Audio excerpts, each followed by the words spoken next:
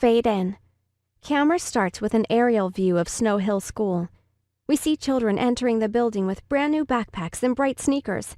Camera follows Jessica as she walks through the front entrance. We see teachers greeting students as they arrive. We follow Jessica out the side door and down to the annex, where we find Mr. Terupt standing outside his door. Jessica voiceover while approaching Mr. Terupt. The start of another school year with Mr. Terupt is upon us.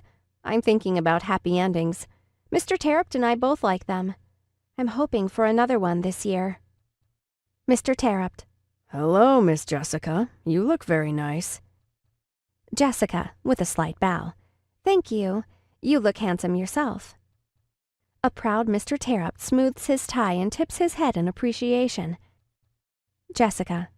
I'm really excited to do this all again. Mr. Terupt, leaning closer to Jessica. Me too. Let's be sure to finish with another happy ending. Jessica, walking into the classroom. You can count on me. Jessica voiceover. Roller coaster rides have always been my favorite.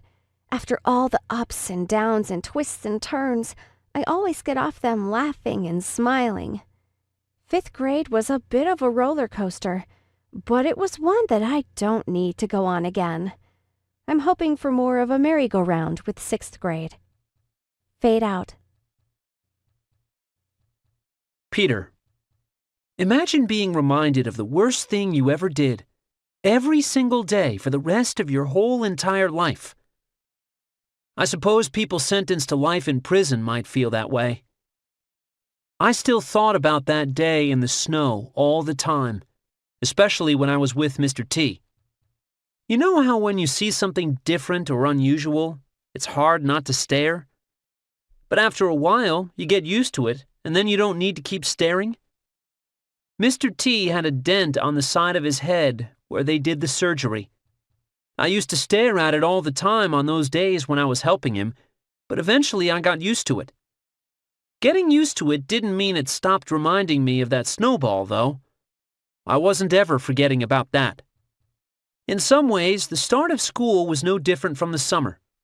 Richard went back to his prep school, Northfield Mount Hermon, and Mom and Dad kept up business as usual. That left just me and Miss Catalina, our au pair, at home. The different part was that the clock started ticking. I knew it was going to be an awesome 6th grade year with Mr. T manning the controls, but I also knew this was the beginning of the end.